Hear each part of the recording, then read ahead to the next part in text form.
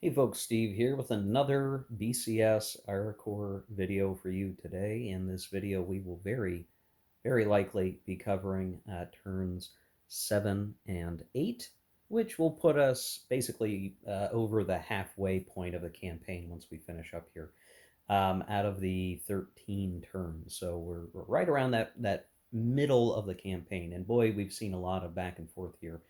Um, at one point, the Germans looked like they were just going to be running away with things, but the staying power of an individual formation can actually be quite good, and the combat commands of the Fourth Armor continue to duke it out and have now pushed back some of the Germans. Probably the most fluid part of the map is the north sector over here, where we've been kind of trying to figure out a way to push back the Germans to open up the way to get back into a victory point hex here at Arracourt itself. But now we are going to face some extreme pressure from the very northern edge here as the 559th Grenadiers are coming in. I think that's what that stands for. I might have gotten that wrong. Anyway, the purple band formation comes off the map right next to the combat command B of the Fourth Armor, and that could prove to be a very bad and momentous interaction, because they're going to be very near the supply lines of these combat command units. So it could be a major issue, certainly, and we'll see. We also have the 11th Panzer, the rest of the 11th Panzer, starting to come up in that glare zone to join what were the early units that joined up. So that's the blue formation. A couple of infantry battalions are already on map. Well, now the rest of the unit is coming down. So things are going to shift maybe back into the German favor, as their 100th and 11th Panzer is been pretty ripped to shreds at this point, but the 15th Panzer Grenadier Division here maintains a defensive position, having seized territory. Same with the 113th that have taken Luneville. So there's a strong possibility that the Germans across these couple of turns could very well take the third victory hex, which would put them in a very strong position. And the Allies are going to have to do everything they can to retake control and force the situation their direction. Very hard to do that. Now we're going to end up with some additional reinforcements here to come.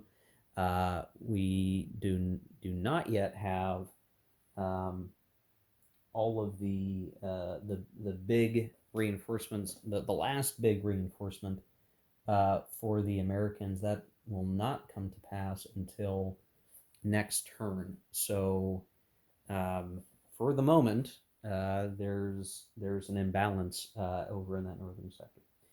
But we'll see that change soon enough, potentially. So otherwise, in the southern sector here, the 79th Infantry Division has made the first river crossing. They're going to be proceeding to harass and attack the 21st Panzer Division, which is robust with support, but it's just going to be a challenge no matter what they do, as they are going to end up fighting along yet another river line, this one being the last to protect Luneville itself, with some very meager American forces here in the center doing perhaps nothing more than annoying the Germans in the sector, and there's some back and forth there. So we should see a very dynamic couple of turns this video, with those German reinforcements shifting once again momentum. Those reinforcements, every time they come on, just have a huge impact on the map. But after the big 35th Infantry Division joins the Allied side, the rest of the reinforcements through the rest of the scenario are going to be a very small trickle of a few battalions here and there for the Germans, no more for the Americans. And really, the second half of this campaign is really going to be the slugging match. And everything leading up to has really just been determining where the front lines are going to align, what defensive terrain has been set up in these really first 6 or 7 more chaotic turns, where we're just getting the lay of the land. So it's going to be still a pretty entertaining set of battles and grinds here through the rest of the campaign as we go. Now, I've done some of the preliminary stuff, or all the preliminary stuff, actually, come to think of it. We rolled weather. It is now fog, so the rain has stopped, but it is replaced now by a dense, moist fog, which means that visibility is down to 1 hex, which is going to affect various things here. But the trafficability is back to good. So that will help the variety of HQs and different main supply routes which are using tracks. The Allies managed to roll very well for air points, so they have 2 regular air points and Bazooka Charlie. So the air power is there. It's just they're going to need somebody right next to their opponent to hit them with that air power. So it goes. And then finally, for reinforcements, the reinforcements we talked about, those additional units coming in. The replacements, both sides rolled reasonably well. The Americans got a roll of 5, so they got 2 armor replacements, 1 non-armor replacement, and those have been added to the board, really just beefing up and bringing onto the board more of these destroyed units. You can see this one right on the edge of your screen. That's a armor that had been removed from the Allied side. That is back. The Germans rolled a 4, which means they get 1 each of replacement types, and they're similarly trying to get armor back into the field, really trying to watch, again, the armor attritional victory point. That's really going to potentially be a very deciding factor in the overall campaign. And then we did the first player roll, and the Americans won the initiative 7-5. So the Americans get that first choice. They're going to have to figure something out. What can they try to do here to make a difference? What's the best first play against the situation?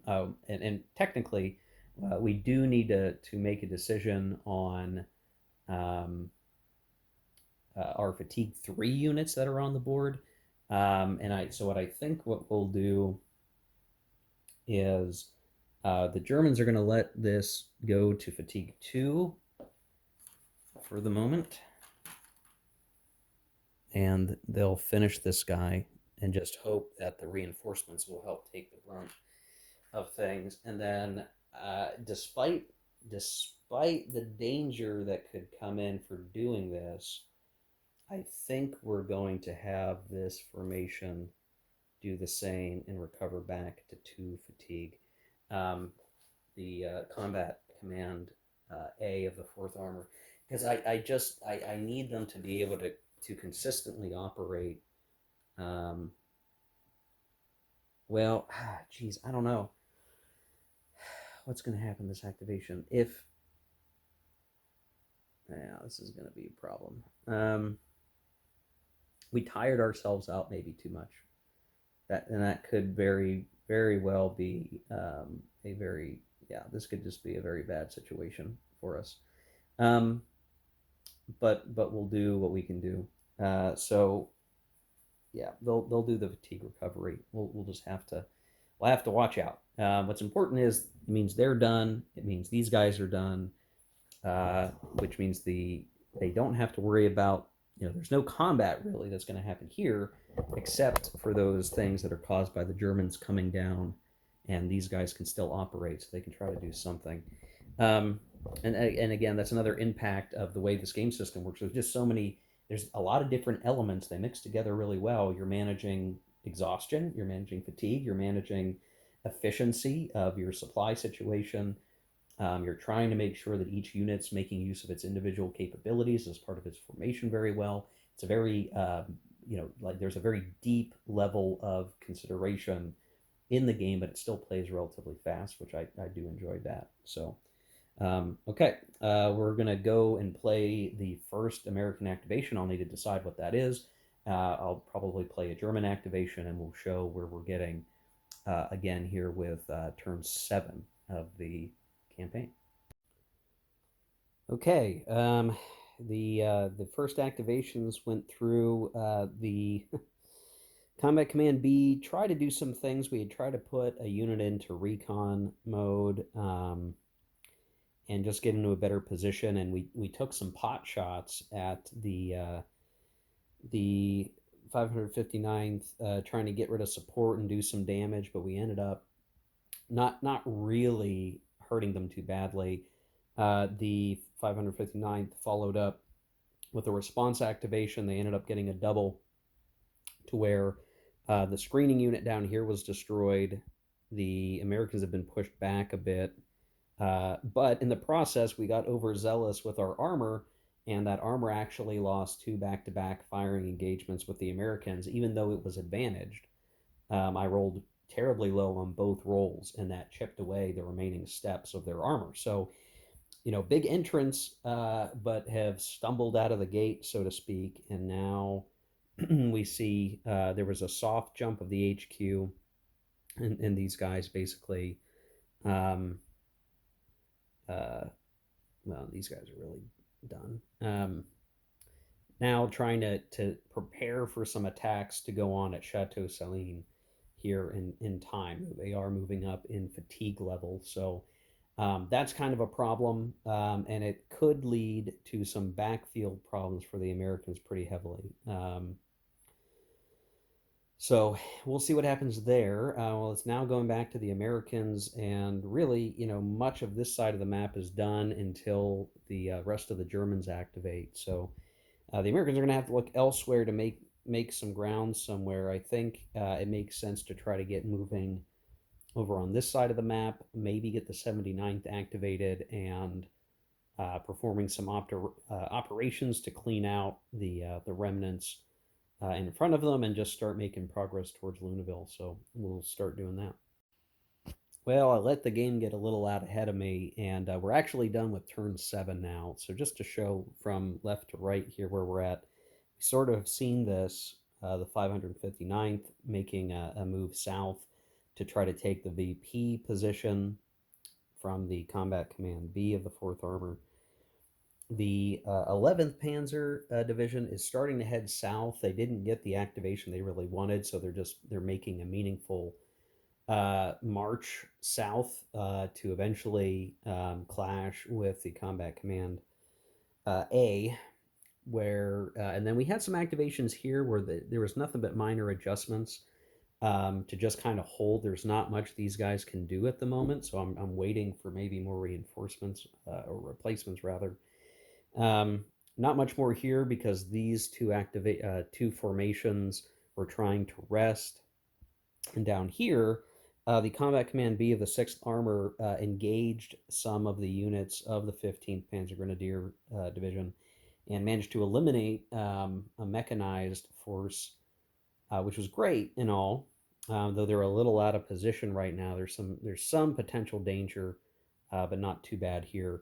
And there just continues to be kind of this weird dance. The fog is making it hard for the rest of the armor to engage, really just demonstrating in front of Lunaville right now.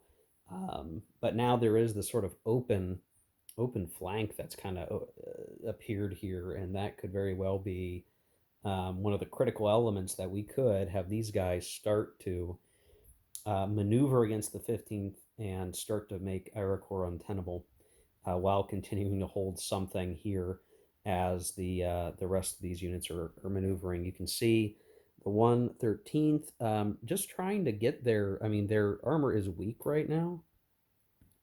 Single steppers. They're just trying to get into a position to support and defend for the moment, but it's going to get harder and harder to do it. We did see attempts to snipe out the French armor that's returned. That went poorly, and so now there is a very real possibility of the 21st Panzer just being out of position ultimately, and we are slow. Those units that were in attrition states are starting to go away. They're not able to break out. That's too much wasted effort. Now, if anything, just keeping some of these American units busy. Computer's making sounds. But yeah, so hard to see exactly what the Germans can do. The really sad thing for the 79th Infantry Division is that they failed to activate. So we had a couple of those over here, which is why I ran through the 7th turn so fast. We had multiple formations failing, just some of it due to extremely bad die rolls. That's really the chief reason. Just snake eyes, lots of snake eyes, in fact, the last couple of die rolls, which was really weird, spooky. Lots of snake eyes on the die rolls.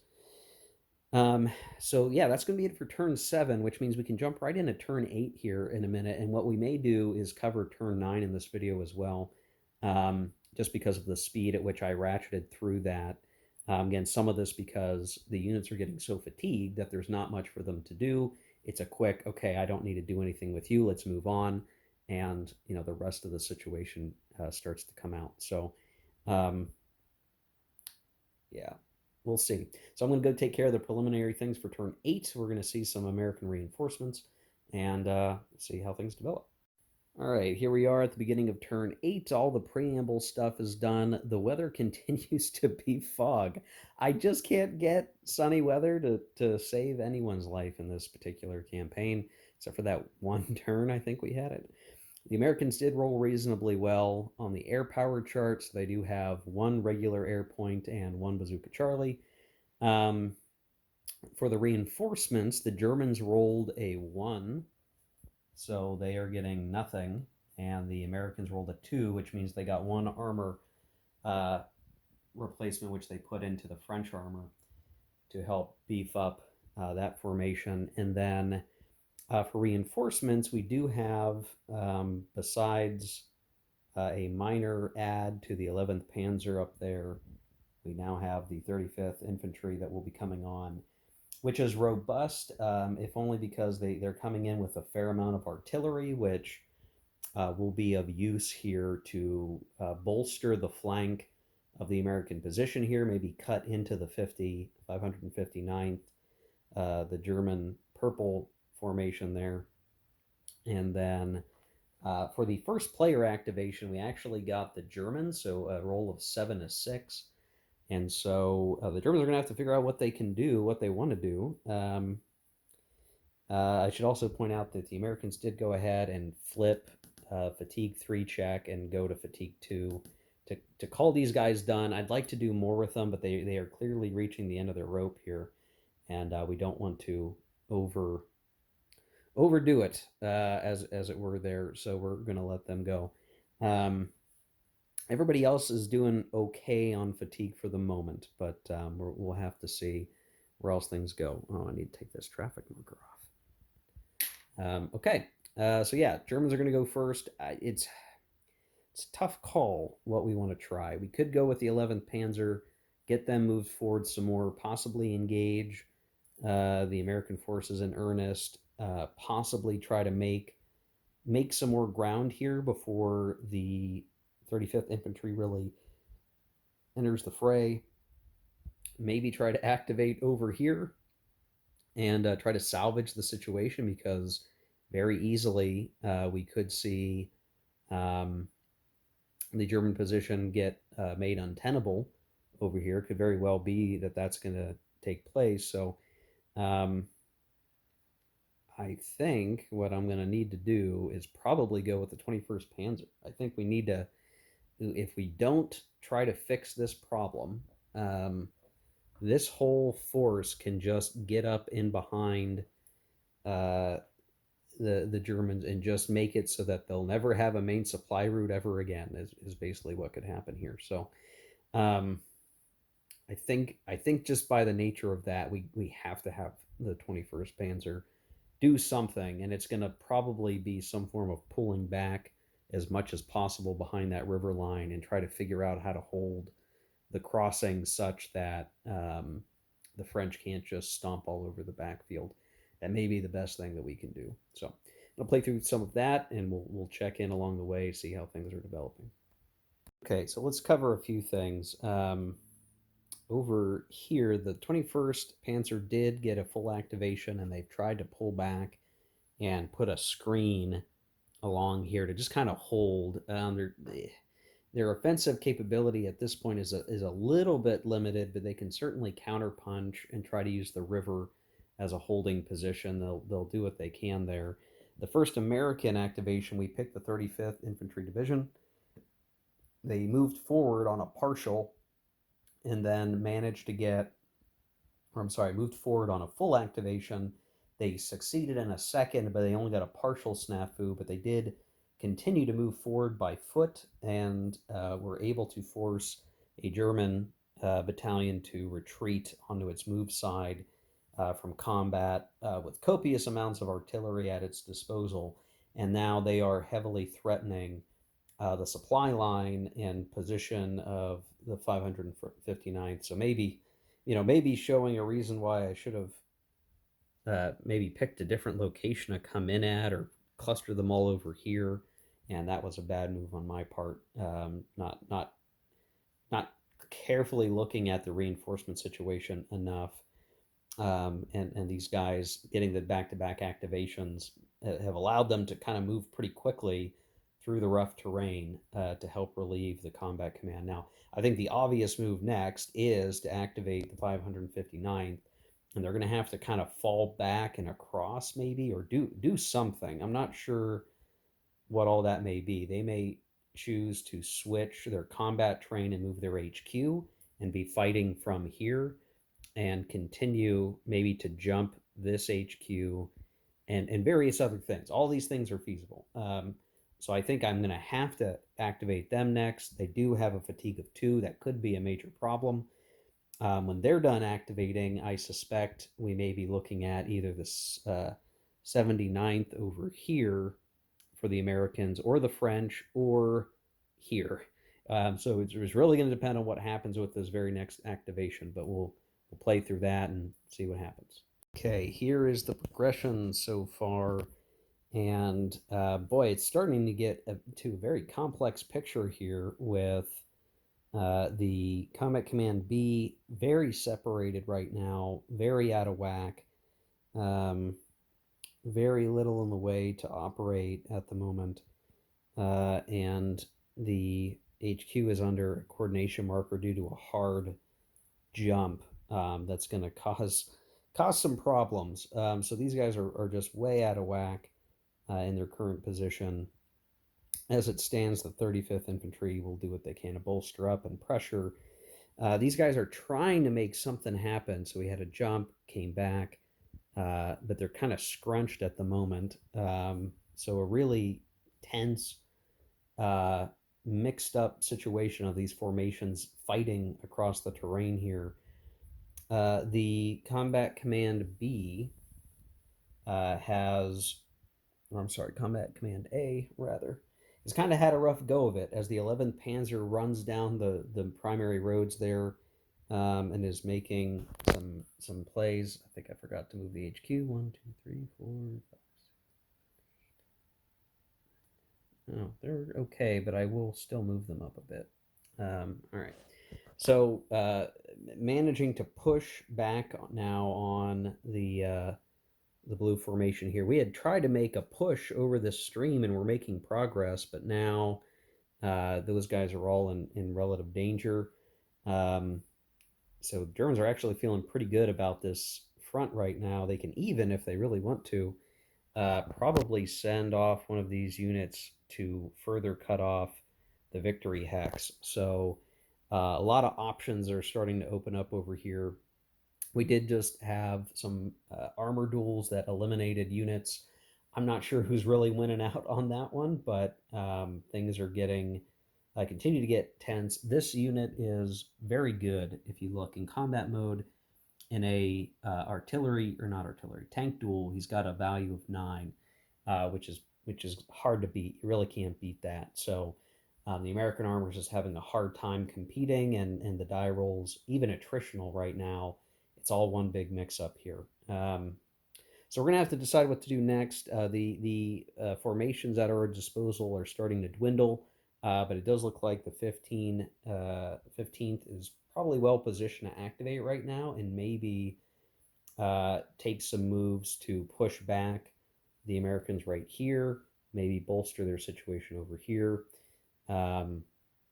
We'll see. We still have yet to see the French or the 79th activate, so still a lot to happen here in this turn. Just a lot of units moving around, a lot of double activations, getting away pretty clean without too much fatigue. though that this purple group is going to have some problems here very soon. So we'll see what happens next. All right, here we are at the end of turn 8. Right now, the victory points are a draw. So just maybe we'll hit that very quickly here. So the yellow non-support armor units off map for the Germans is 4. It is 3 for the Americans. So technically, the Americans would be getting a victory point for that so far. Starting over in the north sector, we can see just kind of the end result. We've managed to keep the combat command B of the 4th Armor still alive, still operating, still fighting back, and in fact had just eliminated a mechanized infantry battalion of the Germans, which was quite a potent unit, and they managed to win the day on that, and are contesting what is now the infantry of the 559th, and we'll probably see. It's hard to say, but I think given the amount of artillery power between these American units, they should be able to kind of wear out this purple German formation. But at the same time, we continue to see the 11th Panzer now really pushing and cracking what's left of the Combat Command A. So just I think as this formation, blue on blue here, is starting to fall apart, we're going to need the rest of the American units to kind of come up and defend our victory hex here and maybe just hold. The possibilities of getting into Arracourt again are getting slimmer by the moment, as we've seen some counterattacks, again, really hurting the capability of the Combat Command A of the 4th Armor from operating well. And again, the 11th Panzer is just enough force to push and be a real problem. We're able to keep the 111th back there left alone. We don't want to endanger the armor. And so at this point, they're probably going to stay in the backfield. We continue further to the south. Just not a whole lot of activities here. Units recovering from fatigue or looking for opportunities in the center region here. But very importantly, on the east end, we've now seen some more progression from the 79th as well as the French. The French now meeting the next river line and have the potential to now heavily disrupt the supply situation for the 21st Panzer Division. So things are looking a bit grim. We also managed to get across the river line with this unit with very lucky die rolls. We had done an attack across the river with artillery barrage.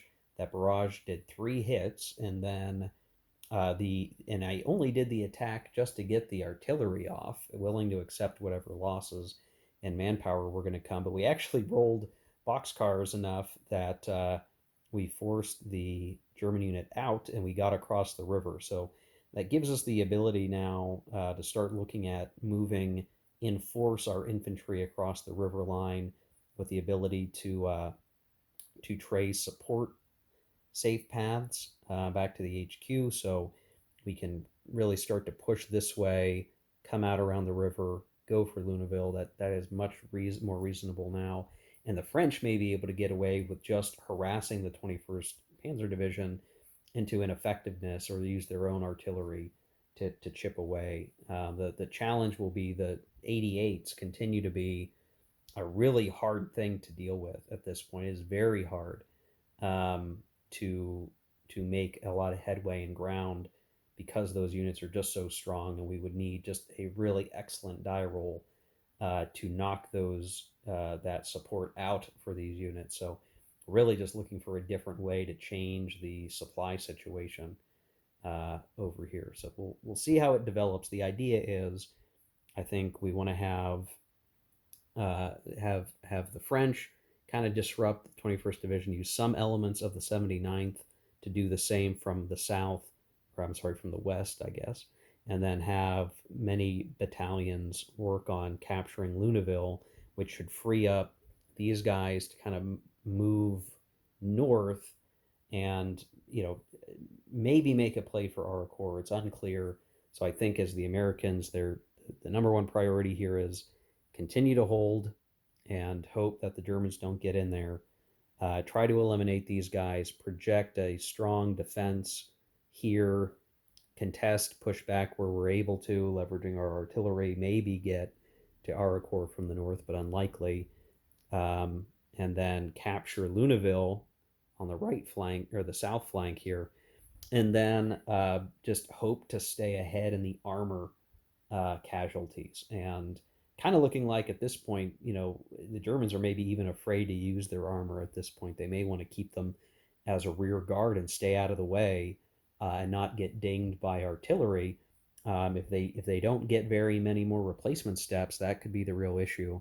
And in fact, the replacement step die rolls may have a very dramatic effect on the game, depending on how things go. So if like the Germans get two back-to-back turns of armor replacements, they may keep the armor way behind and out of harm's way to kind of stay ahead on the victory point calculation there. So that's the end of turn 8. I think with the length of the video that it is, I may opt to do turn 9 here in the same video, and we just keep rolling on here. Okay, here we are at the beginning of turn 9, as it happens. 1, 2, 3, 4, 5, 6, 7, 8, 9. That's right, September 26th. We'll fit this one into this video as well, and then that will leave the last 4 turns for the next video, maybe, since I'm covering things at a pretty quick pace. I've already done the preliminary stuff. It is once again foggy. The Americans only have Bazooka Charlie for air points, and then both sides rolled 4s for replacement. Here, the Americans do a bit better. They get 2 armor, 1 non-armor replacement points. The Germans get 1 of each. So while they rolled the same on the die, the chart's just better for the Americans. And those armor rebuilds have gone in the north here. So we get boom, boom. Some guys rebuilt at 1 step. This guy hanging out with 1 step. This guy hanging out with 1 step. These guys being rebuilt at 1 step. So you just get into this really, interesting situation where, the armor's out there, but boy, they're on the dregs. That's the last, as soon as a tank can be retrieved and getting, repaired enough to be sent out into the field, they're going out. I also had to take a fatigue 3 check, and I just had to take these guys down to 2 fatigue because their die roll to activate that second time in the turn, they're not going to, they're very unlikely to reach that die roll. So things could be worse, I guess, but they're not good either here. This formation, German formation, does get some reinforcements, and we'll get a few more reinforcements over the course of the next couple of turns. So the dreams of just totally eliminating this formation are probably unlikely to really occur here. We're just going to have to deal with that. But again, the pressure's on just about everywhere else on the board in terms of what we can accomplish. The Germans did win the initiative die roll 11-4. So the Germans will get to go first.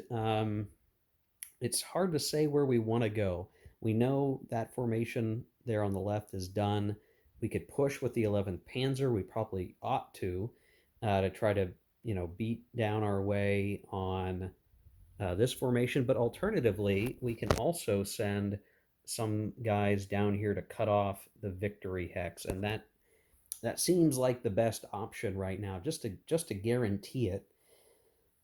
And that'll put the Germans in control of all 3 victory locations if they can keep them, which that will be the great question. And then we'll end up having to see what the situation will be for the armor attrition. And right now, I think the Americans are advantaged for that. So still a very tight game here, but we'll get rolling here. I'll check in after a few activations and cover where we get to. Okay, so here we are after some of our activations here. So just to show, in the north, the 11th Panzer has managed to take the victory point hex. It kind of cost us the ability to further damage the combat command A of the 4th Armor, but we're in the victory hex, and we can afford to let the purple formation of ours recover with that roll. So in good shape. We've moved forward. We're trying to just get stuffed in the face of the Americans so that they have a hard time breaking off or seeking some other way, because we'll simply be punching down. This guy's a bit in trouble here, so when they activate, they've either got to save him or let him die. As we look to the south, though, kind of the inverse.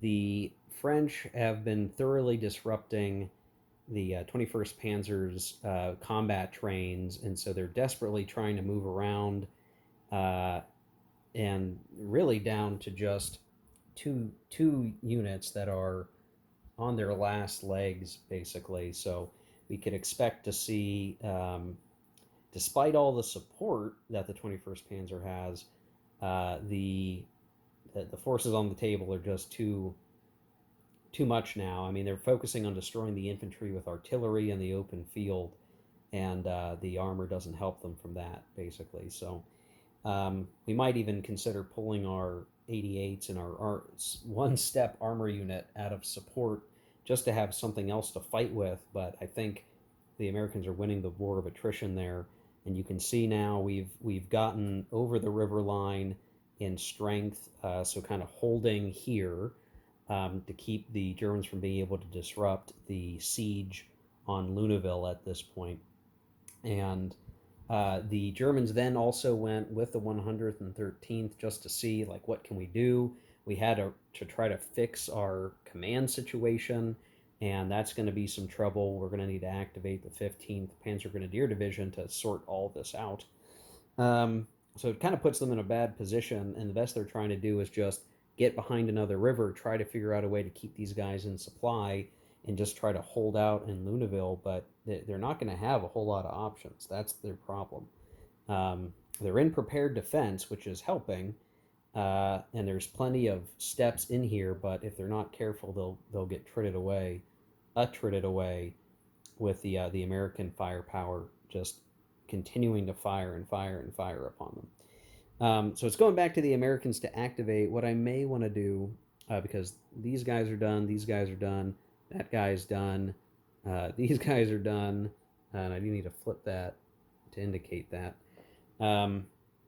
We kind of have an opportunity to activate these guys and kind of wrap up Luneville. I think we'll want to do that. Otherwise, I'm still not sure what we can do over here. A lot of spent formations, so I think the easy thing is just try to activate over here and get in behind and cut off Luneville and proper. So we'll play through a couple more activations, expect these guys, then probably these guys will go, then maybe these guys, and after that it just starts to creep into like really short activations that don't require as much effort to complete. Okay, here we are after turn 9, or really the end of turn 9, I guess I should say, as it wraps up here. The 35th Infantry is still pressuring this this formation here pretty heavily. These guys have gotten their supply situation figured out, being backed up by the CCA, and really they're just trying to ping who they can ping because the 11th Panzer doesn't actually have any units in support. So they've been attacking by fire over here, trying to just weaken the forces so that by the time the infantry can make their way up here, they can just try to force the Germans out. Over here, the CCA itself had a number of really good activations where they were basically just using their armor as much as possible. Again, taking advantage of the fact that the 11th Panzer does not have support in their setup here, and so just double checking a couple things. Yeah, yep, okay. That really leaves them open to attack by fire, and the armor has really been chewed up. We knocked out the 11th Panzer's armor unit with artillery, and really have kind of cleaned up a lot. It's funny how, like, if you just get into the right situation, if you can concentrate enough firepower, you can dish out a lot of damage. And so now the 11th Panzer is starting to reel, forcing the 100th and 11th to start to move, the 111th to come up, um, and at least just contest the American space if they break through. And so things are starting to, like, this guy's got one step left right here. Things are starting to get to the point where If the Americans can do well enough, they can start to pressure Arracourt again. As we look over to the east, we can still see an attempt at the defensive lines here. We're really just plinking away, trying to wear down the 15th Panzer Grenadier. But over here, we have managed to drop support. We got a lucky die roll in Luneville, which means that this hex is going to be a lot easier to take as we continue to grind on it and get them knocked out. So there's, the days are numbered for Luneville. And, again, we just see the Allies start to just make headway in the south. So it still feels so tight, but I will say right now, the Americans have one armor unit off map. The Germans have five, and it's going to be really hard for the Germans to come back from that. So, for the moment, it's Germans winning with 3-1. Luneville is going to flit to the Americans. The Americans are going to likely have the armor point for the next several turns. That may change quickly, but we'll see what happens.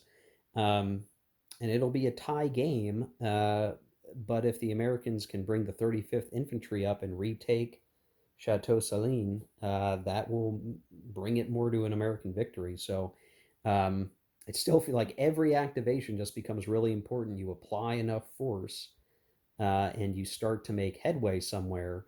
But we are battling a tremendous amount of fatigue in some places. That's going to make it hard to keep the drive going. We really need to try to get into Luneville before the 79th Infantry needs to take an operational pause, which could cost them the days needed to get into the city. So just a lot still. Everything hangs in a tight balance of how this campaign is going to end. So with that, that's the end of turn 9. We have 4 turns to go. I may cover all 4 turns in the next video. We'll see kind of how things play out from here. So thanks for watching. If you've been keeping up with this series, hope this is enjoyable to just see how things are playing out. I'm having a pretty good time with it. I'm really enjoying playing through all the actions and kind of seeing the way the situation develops, the interplay of the different weapon systems, all of that, the support. It's just fascinating stuff as I'm playing through, having a good time. So see ya in the next one, guys. Take care. Keep gaming.